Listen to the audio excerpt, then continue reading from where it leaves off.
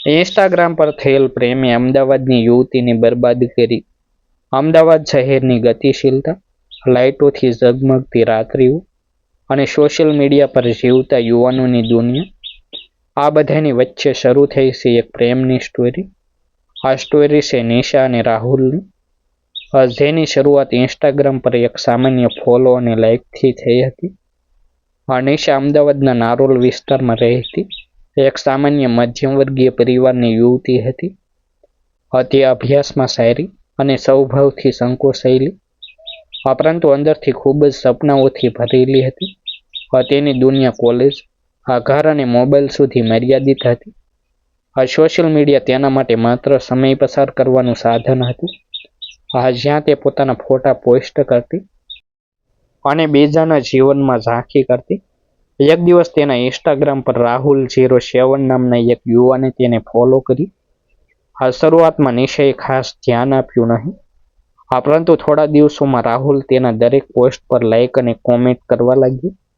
ખૂબ સુંદર લાગી રહી છે, તમારી સ્માઇલ તો દિલ જીતી લેશે. આવા મીઠા શબ્દો ધીમે ધીમે નિશાના દિલમાં જગ્યા બનાવવા લાગ્યા. થોડા દિવસ પછી રાહુલે ડાયરેક્ટ મેસેજ કર્યો. શરૂઆતમાં સામાન્ય વાતચીત, કેમ છો, શું કરો છો, પરંતુ આ વાતચીત ધીમે ધીમે લાંબી થતી ગઈ. રોજ રાત્રે કલાકો સુધી ચેટિંગ, એકબીજાના દિવસની વાતો, ખુશીઓ અને દુઃખો શેર કરવાનું શરૂ થયું. નિશાને લાગવા લાગ્યું કે કોઈ તેને સમજે છે, તેની કાળજી રાખે છે.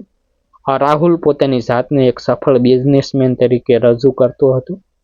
તે કહેતો કે તે અમદાવાદમાં જ રહે છે, પોતાનો સ્ટાર્ટઅપ છે અને ખૂબ જ સેટલ છે. તેની વાતોમાં એક આકર્ષણ હતું, જે નિશાને તેની તરફ ખેંચતું ગયું. એક મહિના પછી બંનેએ પહેલીવાર મળવાનો નિર્ણય લીધો. અમદાવાદના એક કેફેમાં તેમની મુલાકાત થઈ. રાહુલ દેખાવમાં ખૂબ સ્માર્ટ, બોલવામાં મીઠો અને આત્મવિશ્વાસથી ભરેલો હતો. નિશા તેના વ્યક્તિત્વથી પ્રભાવિત થઈ ગઈ. તે દિવસ પછી બંનેની મુલાકાતો વધતી ગઈ. ક્યારેક રિવરફ્રન્ટ પર ફરવા, તો ક્યારેક મોલમાં ફિલ્મ જોવા. સમય જતાં તેમની વચ્ચેનો સંબંધ ગાઢ બન્યો. રાહુલ સતત નિશાને ખાતરી આપતો કે તે તેને ખૂબ પ્રેમ કરે છે અને તેના વગર રહી શકતો નથી. નિશા પણ તેના પ્રેમમાં સંપૂર્ણ રીતે ડૂબી ગઈ. તેણે પોતાના માતા પિતાને પણ રાહુલ વિશે જણાવવાનું શરૂ કર્યું, પરંતુ તેના પરિવારને આ સંબંધ સ્વીકાર્ય નહોતું. તેઓએ નિશાને સમજાવવાનો પ્રયત્ન કર્યો કે સોશિયલ મીડિયા પર મળેલા લોકો પર વિશ્વાસ કરવો જોખમી હોઈ શકે છે. પણ પ્રેમમાં અંધ બની ગયેલી નિશાએ પરિવારની વાતોને અવગણી દીધી. રાહુલે તેને સમજાવ્યું કે જો આપણે એકબીજાને સાચા દિલથી પ્રેમ કરીએ છીએ, તો દુનિયાની કોઈ શક્તિ આપણને અલગ નહીં કરી શકે. આ શબ્દોએ નિશાને વધુ મજબૂત બનાવી. આખરે બંને પરિવારની વિરુદ્ધ જઈને કોર્ટ મેરેજ કરી લીધા. શરૂઆતના દિવસો ખૂબ સુંદર લાગતા હતા. તેઓ એક નાનકડા ભાડાના ફ્લેટમાં રહેવા લાગ્યા. નિશા ઘર સંભાળતી અને રાહુલ પોતાના કામમાં વ્યસ્ત રહેતો. પરંતુ થોડા મહિના પછી પરિસ્થિતિ બદલાવા લાગી. રાહુલનું વર્તન ધીમે ધીમે બદલાવા લાગ્યું. તે હવે પહેલા જેટલો ધ્યાન આપતો નહોતો.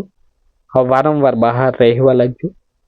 ફોન પર ગુપ્ત રીતે વાતો કરતો અને નિશા સાથે ઉગ્ર રીતે બોલતો. નિશાને શંકા થવા લાગી. એક દિવસ તેણે રાહુલનો ફોન ચેક કર્યો અને તે જાણીને તેના પગ તળિયા ખસી ગયા. રાહુલ અન્ય ઘણી છોકરીઓ સાથે પણ વાતચીત કરતો હતો અને ઘણા સાથે તો એ જ પ્રકારની મીઠી વાતો કરતો હતો, જેમ તે નિશા સાથે કરતો હતો. નિશાએ જ્યારે આ બાબતે રાહુલને પ્રશ્ન કર્યો, ત્યારે તેણે ગુચ્છામાં આવીને તેને ધમકાવી. મારા પર શંકા કરે છે, જો તને મારી સાથે રહેવું હોય તો મૌન રહેજે. એમ કહીને તેણે વાત ટાળી દીધી. સમય જતાં રાહુલનું વર્તન વધુ ખરાબ થતું ગયું. તે નિશાને અવગણવા લાગ્યો, તેને અપમાનિત કરતો અને ક્યારેક તો શારીરિક રીતે પણ હેરાન કરતો.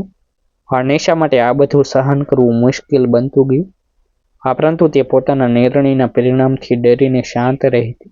એક દિવસ રાહુલ અચાનક ઘર છોડી ગયો. તેણે કહ્યું કે તેને બિઝનેસ માટે બહાર જવું છે. દિવસો પસાર થયા, પરંતુ તે પાછો આવ્યો નહીં. ફોન પણ સ્વિચ ઓફ. નિશા એકલી પડી ગઈ. આખરે તેને ખબર પડી કે રાહુલ પહેલેથી જ લગ્નિત હતો તે માત્ર મજા માટે અને પોતાના સ્વાર્થ માટે યુવતીઓ સાથે સંબંધ બનાવતો હતો. આ સત્ય જાણીને નિશા સંપૂર્ણ રીતે તૂટી ગઈ. તે પોતાના માતા પિતાના ઘરે પરત ફરી. પરંતુ હવે બધું બદલાઈ ગયું હતું. તેને પોતાની ભૂલનો અહેસાસ થયો. કેવી રીતે તેણે અંધવિશ્વાસ રાખીને પોતાનું જીવન જોખમમાં મૂકી દીધું. આ ઘટના પછી નિશાએ પોતાને સંભાળવાનો પ્રયત્ન કર્યો. તેણે ફરીથી અભ્યાસ શરૂ કર્યો અને પોતાની ઓળખ બનાવવાનો નિશ્ચય કર્યો. તેના માટે આ સફર સરળ નહોતી, પરંતુ તેણે શીખી લીધું કે જીવનમાં સૌથી મહત્વપૂર્ણ છે પોતાની સમજ અને પરિવારનો વિશ્વાસ. આ સ્ટોરી માત્ર નિશાની નથી, પરંતુ આજના સમયમાં અનેક યુવતીઓની હકીકત છે જે સોશિયલ મીડિયા પર મળેલા સંબંધોમાં ઝડપથી વિશ્વાસ મૂકી દે છે. પ્રેમ સુંદર છે, પરંતુ તેમાં સમજદારી અને સાવચેતી જરૂરી છે. અંતમાં આ સ્ટોરી એક સંદેશ આપે છે. સોશિયલ મીડિયા પર મળેલા લોકો પર વિશ્વાસ કરતા પહેલા તેમની સાચી ઓળખ જાણવી ખૂબ જ જરૂરી છે. કારણ કે એક ખોટો નિર્ણય આખું જીવન બદલાવી શકે છે.